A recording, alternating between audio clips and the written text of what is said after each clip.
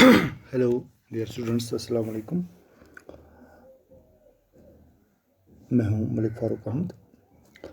आज का जो हमारा टॉपिक है वो है एवोल्यूशन। एवोल्यूशन हम पढ़ रहे हैं, लेकिन एवोल्यूशन में हमें एक दो और पॉइंट्स, क्योंकि हम एक टॉपिक हमने लिया था हार्डी विनबर्ग्स प्रिंसिपल, जिस पे कुछ बेसिक प्रिंसिपल्स थे। मिसाल के तौर पर gene mutations, gene recombinations, dual parentage, independent assortment of chromosomes, crossing over, random fusion of gametes. आज जो हमने पॉइंट इसमें लिया है वो है जेनेटिक ड्रिफ्ट। बड़ा ही इंपॉर्टेंट पॉइंट है। What is genetic drift?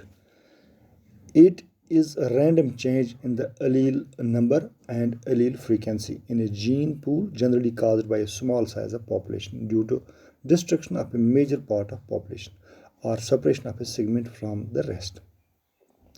It is a random change. यह छ अख तब्दीली गसान randomly कथ मज allele मज गसान या allele frequency मज अकिस जीन पूलस मज यानी जीन तालाबस मज randomly frequency गसान allele numbers मज या allele frequency मज कित पे गसान caused by a small size of population कह लकट मकट population due to destruction of a major part of the population or separation of a segment from the rest यानी या segment गसान separate या population बज population नश गसान अलग तो तिथ कन गो ये हसा जीन पूलस मज अचानक तब्दीली कथ मज allele numbers मज या allele frequency मज तथ one genetic drift. Chance leads to elimination of certain alleles and preponderance of others. दपान chance क्या गसान? It leads to the elimination of certain alleles. कह alleles गसान total eliminate. तो कह prepare गसान preponderance of others तो कह तैयार गसान. It is called sampling error. अत one sampling error. The surviving population has small gene pool and limited variability. यानी use हसा यह population survive गसान अत लॉकट मॉकट gene pool तो limited variability. In a new habitat, a small band of colonizers is called founders. तो नई कह colonizers गसान तैयार तुम one founders. They have few alleles, inbreeding increase. It decreases heterozygosity and increases homozygosity. Heterozygosity is decrease gasan, homozygosity is increase. Homozygosity may be of dominant or recessive alleles. तम हेकन dominant alleles गसित यानी ज्यादा ताकतवर ते बनन, dominant ते बनन या कहीं बनन recessive.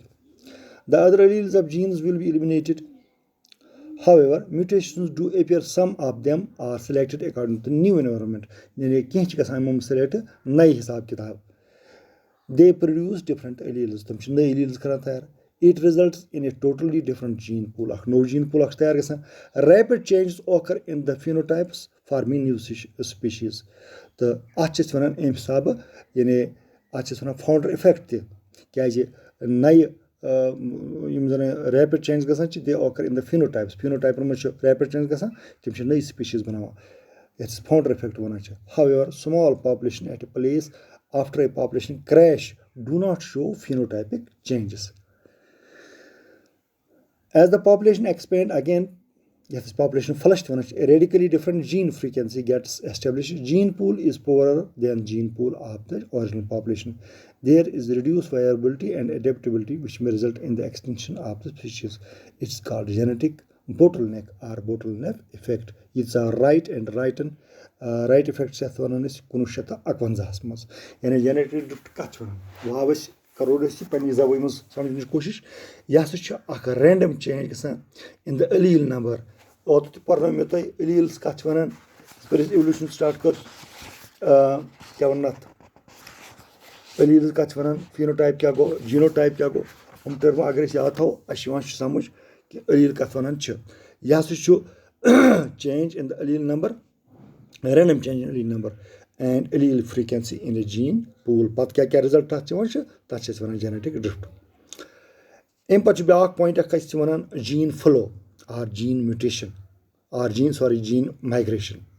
Gene migration is addition or loss of alleles from a population due to entry or exit of a section of population. दपन gene flow या gene migration वन ये genes migrate कर और योर फेरन एक जाय पे बिक जाय गसन तो ات में क्या एडिशन या हिर या गस loss of alleles from a population अक population due to entry or exit of a section of population कम गस या मतलब entry करन या exit गसन gene migration leads to gene flow gene migration is gene flow गसन gene flow is a separate of particular alleles within a population and between populations due to breeding and subsequent intercrossing. This gene migration changes gene frequencies and phenotypes of an individual. Another mechanism of gene exchange is occasional hybridization between members of two different varieties. So let us have a difference between gene flow and genetic drift. We will understand this point, hold this story. Genetic gene flow, there is a small change in allele frequencies, gene flow. The gene flow is a change in the allele frequencies of a population due to increase or decrease in the number of alleles caused by the immigration or emigration. Genetic drift, it is a drastic change in the allele frequency when the population size becomes very small.